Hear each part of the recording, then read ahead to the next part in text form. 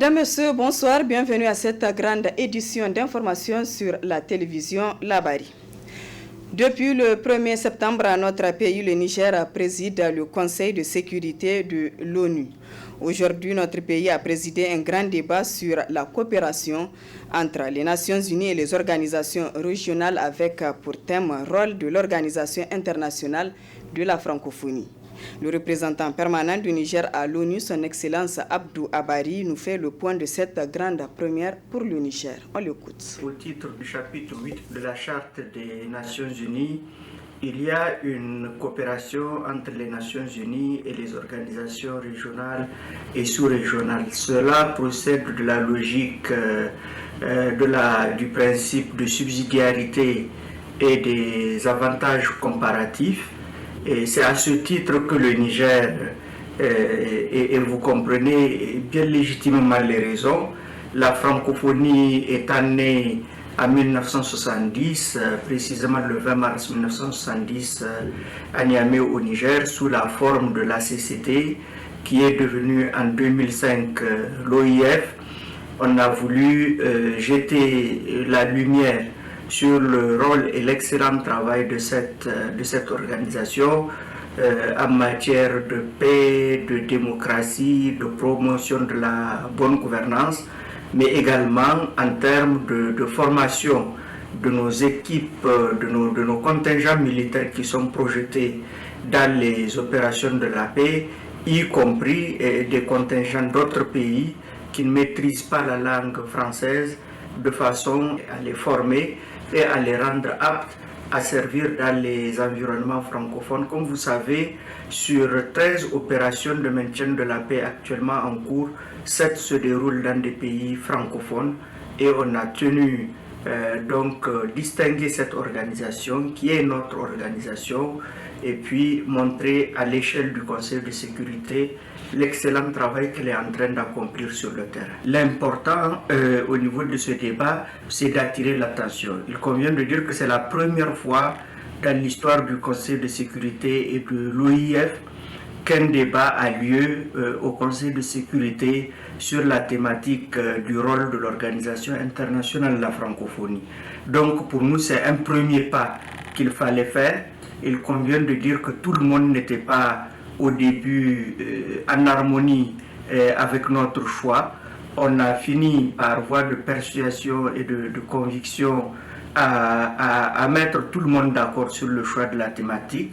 Et je pense que maintenant que les membres du Conseil ont accepté qu'il y ait ce premier débat, à l'avenir on cherchera à pousser l'avantage et à négocier un produit qui sanctionnerait un débat autour de cette question. Le président de l'Assemblée nationale, Ousseini Tini, en compagnie des membres du bureau de l'Assemblée nationale, a visité donc les sites inondés de la rive droite et du Saga. Une visite pour exprimer sa compassion à l'endroit des sinistrés. Le compte-rendu de Hamza Sakou et Chebou Guissou. Après le président de la République et le premier ministre, c'est le tour du président de l'Assemblée nationale d'être aux côtés des populations victimes d'inondations. Accompagné du bureau de l'Assemblée nationale, les députés membres de la Commission des affaires culturelles et sociales et les députés de la région de Niamey, le président de l'Assemblée nationale a débuté sa visite à Saga avant de se rendre à l'école primaire Aéroport 4 où résident des sinistrés. Nous avons malheureusement constaté les catastrophes et les dégâts de toute nature et multiformes causés par les crues du fleuve Niger. Nous félicitons le gouvernement et toutes les autorités administratives qui ont déjà apporté les soutiens les plus urgents en termes sanitaires, en termes de relogement, en termes de vêtements, en termes de nourriture aux populations sinistrées. Je tiens à féliciter particulièrement le gouvernement et le gouverneur de la région de Niamey pour toutes ces actions qui ont été engagées dans l'urgence. M. Ousseini Tini a également exhorté les candidats aux élections prochaines de saisir l'occasion pour être aux côtés de ces populations. Il faut dorénavant que les solutions les plus pérennes, les plus durables, puissent être trouvées pour répondre aux défis du changement climatique. Il faudrait que le gouvernement et peut-être même tous les candidats aux élections locales, législatives et nationales puissent présenter des programmes structurants de résilience face à ce changement climatique. Ce sont les seules solutions durables qui vont nous permettre de couper le cycle infernal d'inondations et de sécheresse que nous connaissons depuis plusieurs décennies. Notons qu'au cours de cette visite, le bureau de l'Assemblée nationale a fait un don de 5 millions de francs CFA qu'il a remis aux mains du gouverneur de la région de Niamey au profit des sinistrés de la région de Niamey.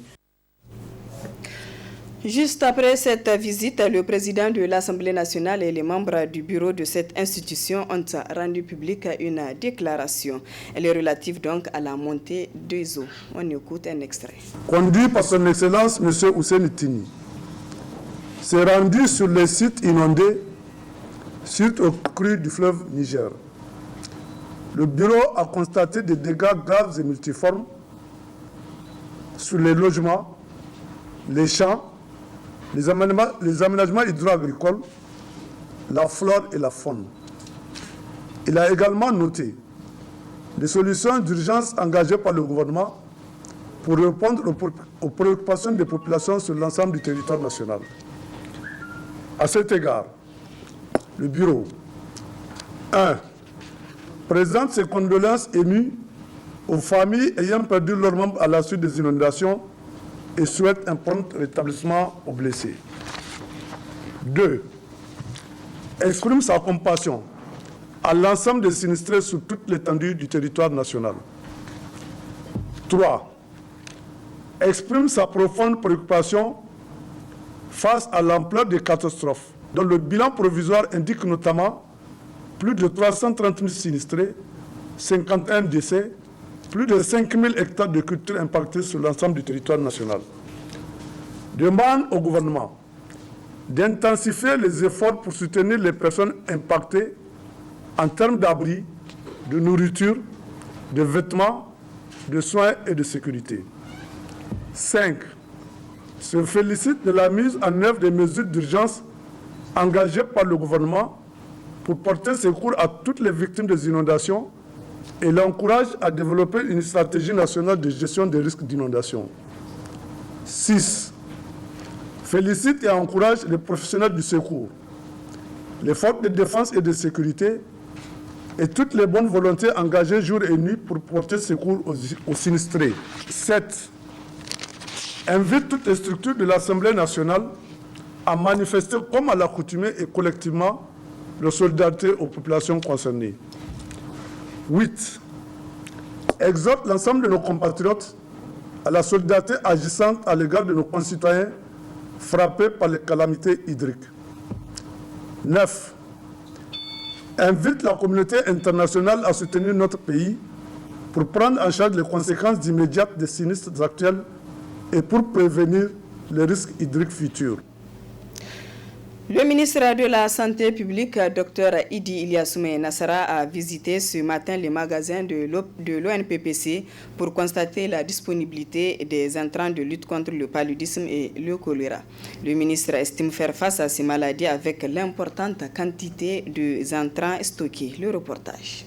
Cette visite du ministre de la Santé publique, Dr Idi Ilyassou, dans les magasins de l'ONPPC et de l'UNICEF, rentre dans le cadre de la mise en œuvre du plan d'urgence volet sanitaire en cette période où presque toutes les régions du pays sont inondées et la capitale, la Niamey, fait face à une montée exceptionnelle des eaux. Moment propice à la prolifération des moustiques et à la survenue des maladies hydriques. Ce déplacement du ministre de la Santé lui permet de constater la disponibilité des intrants de lutte contre le paludisme et le choléra.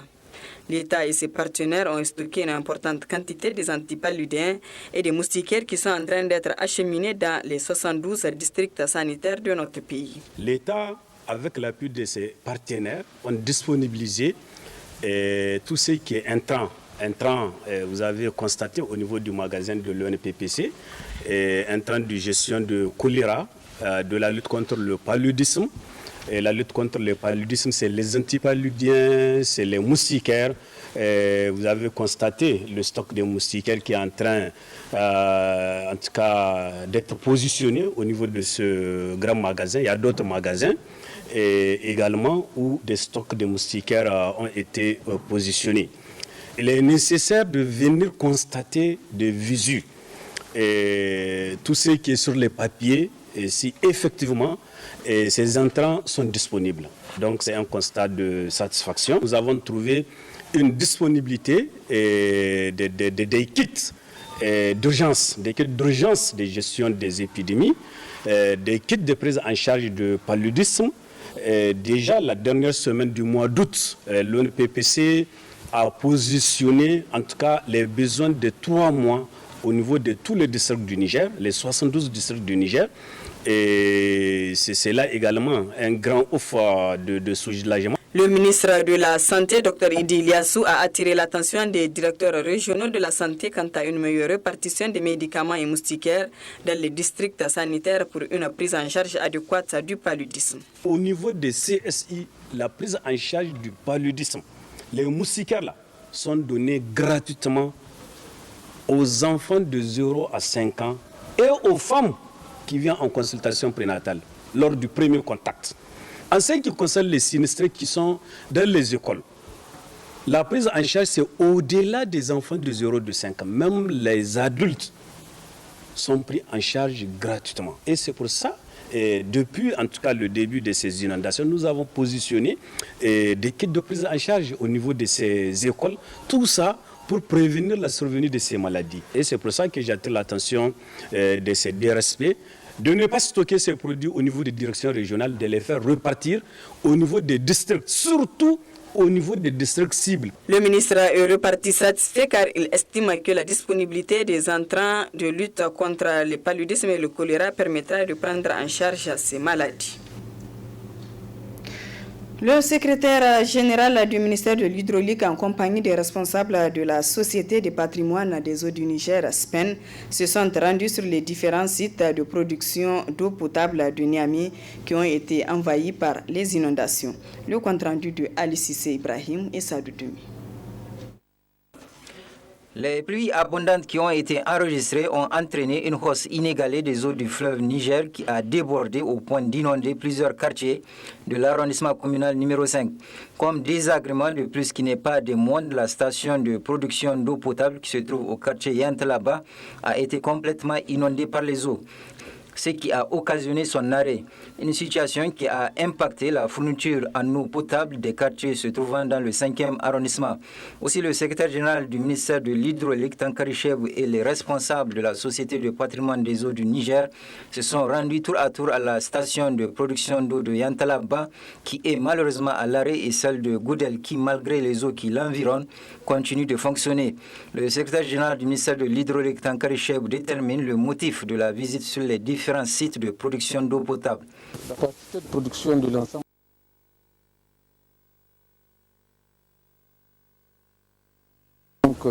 celle de Yantala, comme je viens de le dire, qui donnait 45 mm3 en arrêt. Mais la production aujourd'hui, au niveau de Goudel 4, nous arrivons à jusqu'à 110 mm3, ce qui permet l'alimentation en eau potable pendant cette période de faible consommation. Heureusement, c'est une période de faible consommation, donc on arrive à alimenter la ville de Niamey en eau potable. Enfin, selon le secrétaire général du ministère de l'Hydraulique, Tankari Chebou, des solutions seront trouvées avec le concours de la Société de patrimoine des eaux du Niger pour que l'eau potable soit accessible dans tous les quartiers de Niamey. Avant notre rubrique hebdomadaire, la chronique judiciaire, cette pensée quotidienne à l'endroit des acteurs de la société civile nigérienne, à savoir Munkaila Halidou du SINASEB, également secrétaire général adjoint de la CNT, Michael Zodi et Moudi Moussa du mouvement Tournons la page qui vont passer leur 183e nuit de détention dans les maisons d'arrêt de Daikaina, Walam et Tilaberi et Kolo dans la région de Tillabéri. Ils ont été tous arrêtés à la suite de la manifestation pacifique du 15 mars 2020 contre le détournement de plusieurs milliards de francs CFA au ministère de la Défense nationale.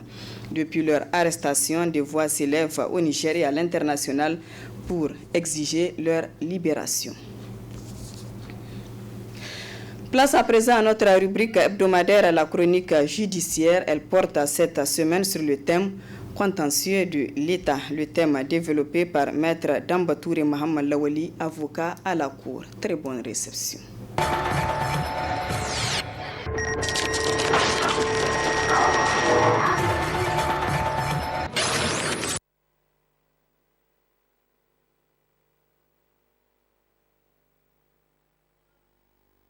Le contentieux du travail.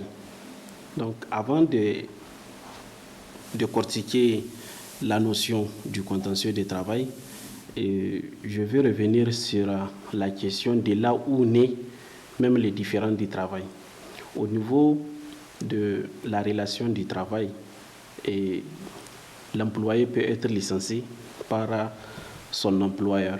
Eh bien, c'est une question très délicate. Souvent, on rencontre que l'employé ne sait pas là où s'y prendre. Et donc, par rapport à cette question, le premier élément ou bien le premier réflexe qu'il y a lieu de faire, c'est de saisir d'abord l'inspecteur du travail. Quand vous saisissez l'inspecteur du travail de votre demande, dans 72 heures, l'inspecteur du travail va convoquer toutes les parties et procéder à ce qu'on appelle une conciliation. Il va essayer de chercher un règlement amiable entre les parties. Donc, si ils arrivent à s'entendre, il procède par un procès verbal pour constater la transaction, la conciliation entre les parties. Donc, ce procès verbal, maintenant, ça reste l'exécution, parce que souvent, l'employeur peut accepter de procéder à la conciliation, mais au niveau de l'exécution, il se trouve des difficultés.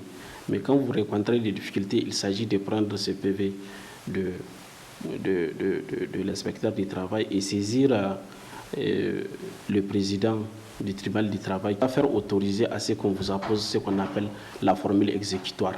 Et donc, à partir de cet instant, ça vaut titre exécutoire et vous pouvez procéder à la procédure forcée d'exécution. Maintenant, l'autre voie, c'est de saisir directement le tribunal du travail. Vous pouvez le saisir directement en partant oralement et porter votre requête au greffe. On va inscrire dans le registre du greffe et on va vous donner la copie de cette déclaration. Et ensuite, on va vous délivrer ce qu'on appelle la citation, cédule de citation. Vous allez citer votre employeur et donc à la date fixée par le tribunal. Donc, arrivé à l'audience, le président va, pour revenir même à la composition du tribunal du travail, le président, c'est le lieu de dire que le tribunal du travail est composé par un président qui est magistrat et professionnel et avec deux assesseurs. L'assesseur, l'un c'est le représentant des employeurs et l'autre c'est le représentant des employés. Donc ils sont choisis sur une liste du ministère de la Justice. Donc arrivé au niveau du tribunal du travail, le président va essayer d'abord de vous concilier. Comme ce qui s'est passé devant l'inspecteur du travail, il va essayer de voir s'il peut avoir un règlement à l'amiable entre les parties. Parce que vous savez, la question du travail, c'est une question très délicate. Aujourd'hui, il ne faut pas que le tribunal fasse en sorte que c'est devant eux que l'autre a perdu son travail. Et on sait que le travail, ça nourrit. Ça nourrit. Donc c'est pour cela on essaie toujours de trouver un terrain d'entente qui est de procéder à la phase contentieuse proprement dite. Maintenant, on peut aboutir à trois possibilités. L'une, en cas de conciliation, le président va établir un procès verbal de conciliation et maintenant ce procès verbal va valoir titre exécutoire. Maintenant, dans les cas où il y a des points sur lesquels les parties n'arrivent pas à s'entendre, donc on traite par la voie de règlement à l'amiable les points que les parties se sont entendus, et l'autre point, on va les renvoyer à la phase contentieuse. Et immédiatement, sur les champs, on procède à la phase contentieuse. Et l'autre partie, c'est là où totalement les parties n'arrivent pas à s'entendre. Donc, on procède immédiatement au traitement du dossier. Les présidents, y compris les assesseurs, la composition du tribunal va entendre toutes les parties et ensuite, il va instruire l'affaire. Maintenant, même s'il y a des témoins à entendre et même s'il y a des témoins qui ne veulent pas comparaître, le président peut les faire comparaître et sous peine de pénalité. Si vous refusez de comparaître, il peut même décerner mandat d'amener contre vous, et il y a des amendes civiles qu'il peut ordonner. Donc, voyez-vous, il va écouter toutes les parties et ensuite il va mettre le dossier en délibéré dans un moment très court, parce que la procédure du travail, c'est une procédure rapide et qui ne souffre pas vraiment de lenteur judiciaire. Si on peut le dire du point de vue textuel. Voilà. Maintenant, au niveau de l'exécution de la décision est gratuite. C'est faire délivrer les jugements, la copie des jugements et autres, c'est une procédure essentiellement gratuite. Il n'y a aucun frais. Et ensuite, si l'une des parties n'est pas d'accord, elle peut faire appel de cette décision devant la cour d'appel.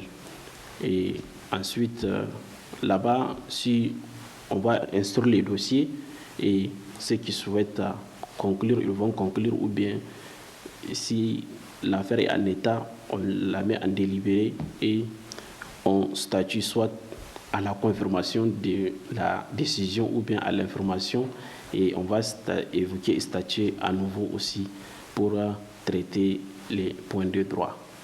Ensuite, là-bas, si l'une des parties encore n'est pas d'accord avec la décision de la cour d'appel, il peut se pourvoir aussi en cassation, en développant, en critiquant les points de droit qui seront soumis à l'appréciation de la cour de cassation. Donc voilà en quelque sorte ce que regorge cette notion de différend de travail.